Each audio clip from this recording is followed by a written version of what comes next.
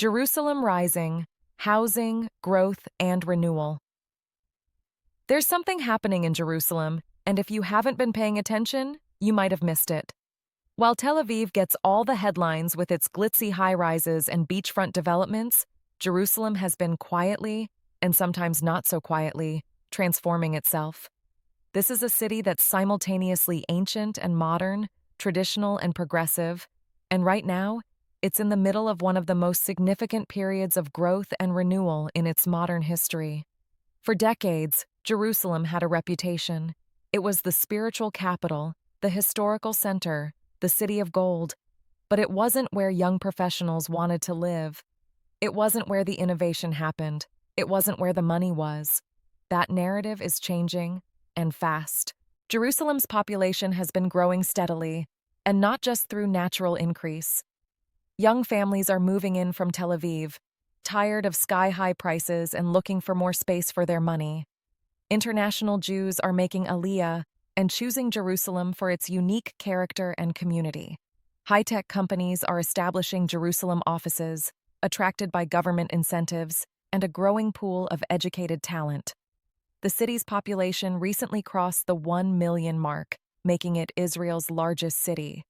Think about that for a moment. Jerusalem, not Tel Aviv, is now the biggest city in Israel. This growth is putting enormous pressure on housing, but it's also creating opportunities for development and renewal that the city hasn't seen in generations. What's driving all this? It's a perfect storm of factors. The light rail has made previously isolated neighborhoods accessible. Government investment in infrastructure is finally materializing after years of neglect. The municipality has become more business-friendly and development-oriented. And perhaps most importantly, a new generation is reimagining what Jerusalem can be. Not just a city frozen in amber for tourists and the ultra-Orthodox, but a living, breathing, evolving place where people want to build their lives. Let's be honest about something. Jerusalem has a housing crisis. Demand is massively outpacing supply, and this is driving prices up across almost every neighborhood. Why is supply so constrained? Part of it is geography. Jerusalem is built on hills, surrounded by valleys, with limited buildable land. Part of it is politics. Building in Jerusalem is complicated by sensitivities around the Green Line, preservation concerns, and competing visions for the city's future. Part of it is bureaucracy. Getting building permits in Jerusalem can take years, bogged down in archaeological surveys, preservation committees, and multiple layers of approval. The result? Property prices in Jerusalem have been rising steadily. A decade ago, you could find decent apartments in good neighborhoods for under 1 million shekels. Today, those same apartments are worth 2 to 3 times that, sometimes more. Even areas that were considered marginal or underdeveloped are seeing rapid price appreciation as buyers get priced out of the more established neighborhoods. But here's where it gets interesting. This crisis is also driving innovation and renewal. Developers and the municipality are finally recognizing that Jerusalem needs creative solutions, not just more of the same. If you want to understand Jerusalem's transformation, you have to understand the light rail. The first line opened in 2011, and while it had its share of problems, construction delays, budget overruns, operational hiccups, it fundamentally changed how Jerusalemites move through their city. Suddenly, neighborhoods that felt far from the center were connected. You could live in Pisgat Ze'ev and commute to the center of town in 20 minutes. Areas along the route saw development boom as accessibility improved. Property values near light rail stations jumped significantly, but that first line was just the beginning. Jerusalem is in the middle of constructing 3 additional light rail lines, with plans for even more. This expansion is going to open up entire new areas for development and make Jerusalem feel less like a collection of disconnected neighborhoods and more like an integrated city. Think about what this means for housing. Areas that are currently difficult to reach without a car will suddenly be accessible by public transit. This opens up possibilities for denser development, makes more neighborhoods viable for car-free living, and should help ease some of the pressure on the most central and expensive areas. Smart buyers and investors are already looking at neighborhoods along planned light rail routes, anticipating the connectivity and development that will follow. This is urban planning shaping real estate in real time. Some of Jerusalem's most exciting transformations are happening in neighborhoods that were, frankly, left behind for decades. These areas are now being rediscovered and renewed, and it's changing the face of the city. Take Musrara, for example. This neighborhood sits right on the seam line that divided Jerusalem from 1948 to 1967, and it bore the scars of that division for decades. It was neglected, run down, and considered marginal. But over the past 15 years, artists started moving in, attracted by cheap rent and character-filled buildings. Then came the galleries and cafes. Now it's being recognized as one of Jerusalem's most interesting and up-and-coming neighborhoods, with beautiful renovated stone buildings and a creative bohemian atmosphere. The Mahane Yehuda market area, the Shuk, has undergone an incredible transformation. 20 years ago, it was a traditional market that mostly closed down at night. Today, the market itself is thriving, but the surrounding streets have become Jerusalem's hottest nightlife and dining district. Buildings that were falling apart have been restored. Businesses are booming. Property values have skyrocketed. Kataman is experiencing its own renaissance. Long considered a bit sleepy and old-fashioned, it's now attracting young Anglo families and professionals who love its tree-lined streets, beautiful architecture, and increasingly vibrant community life. Renovation projects are everywhere, and prices reflect this renewed interest. What's driving these neighborhood renewals? It's a combination of factors: people being priced out of the most expensive areas looking for alternatives, a growing appreciation for Jerusalem's historic architecture and neighborhood character, infrastructure improvements making areas more accessible, and a critical mass of young, creative people choosing to invest in these neighborhoods rather than fleeing to Tel Aviv. One of the most dramatic transformations happening in Jerusalem is in Talpiot. Historically an industrial area with warehouses, workshops, and businesses, Talpiot is being reimagined as a mixed-use district combining residential, commercial, and light industrial uses. The municipality has approved plans to add thousands of housing units in the area, including high-rise residential towers that are quite unusual for Jerusalem. The idea is to create a more urban, dense neighborhood that takes advantage of Talpiot's excellent transportation connections.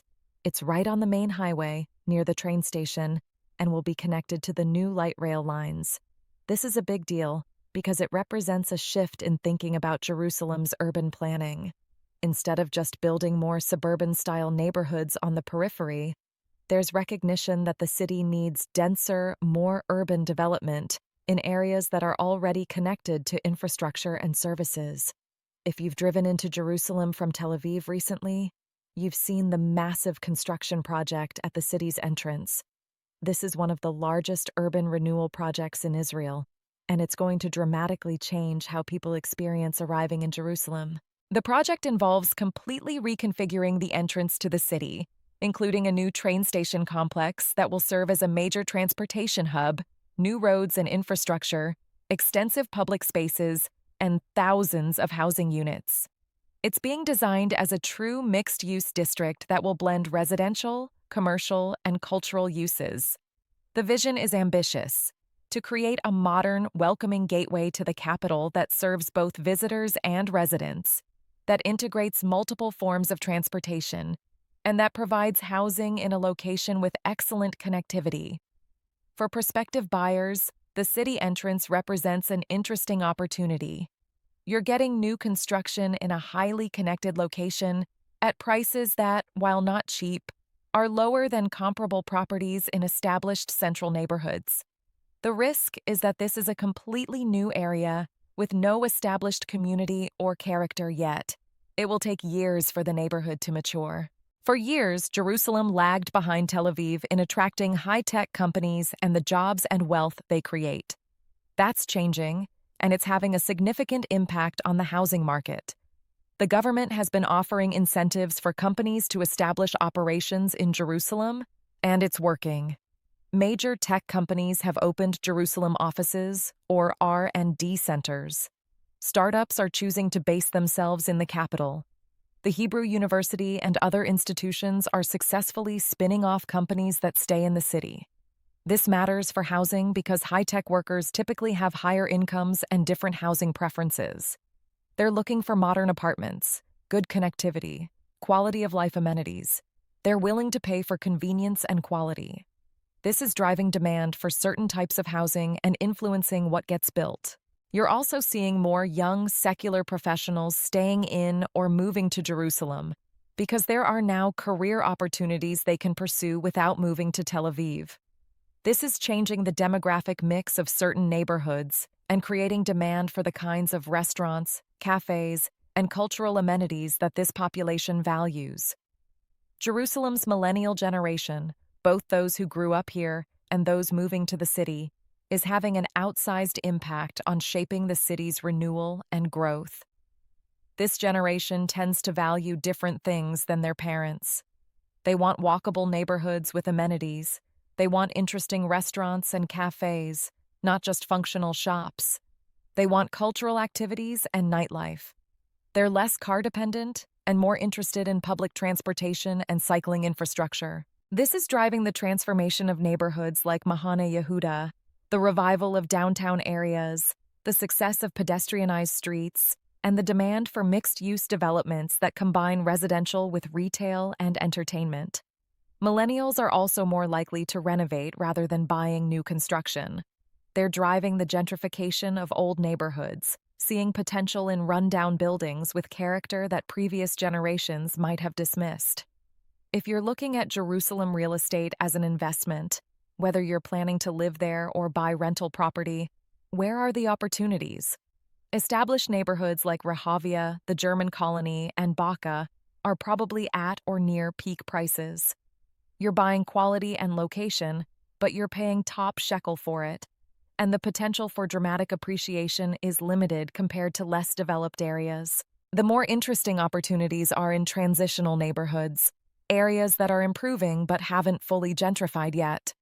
Places like parts of Musrara, certain areas of Katamon that haven't fully transformed, sections of Talpiot that are residential but near the new developments, or southern neighborhoods near planned light rail stations.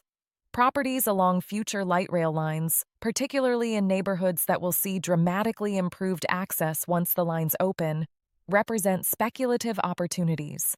There's risk. Construction could be delayed. The impact might not be as dramatic as hoped, but also significant potential upside. For rental income, areas near universities and colleges offer consistent demand. Properties in Anglo neighborhoods tend to command higher rents from international renters. Apartments near the city center are always in demand. So after all this discussion of Jerusalem's housing, growth, and renewal, how do you decide if Jerusalem is the right place for you to buy or invest? Start by being honest about your lifestyle preferences. Jerusalem is not Tel Aviv. It's more traditional, more religious, quieter, and in many ways more complex. If you value beach life, intense nightlife, and a thoroughly secular environment, Jerusalem might not be your place. But if you value history, spirituality, community, and a slower pace, it could be perfect. Consider the long-term trajectory. Jerusalem is growing and developing in ways it hasn't in decades. If you believe in the city's future, its ability to become not just a historical capital, but a living, thriving modern city, then buying in Jerusalem is a bet on that future. Jerusalem is writing a new chapter in its long, complex story. After decades of being seen as Israel's spiritual heart but economic backwater, the city is transforming itself into a place that can compete with Tel Aviv, not by becoming Tel Aviv, but by offering something different and valuable. The housing market reflects this transformation.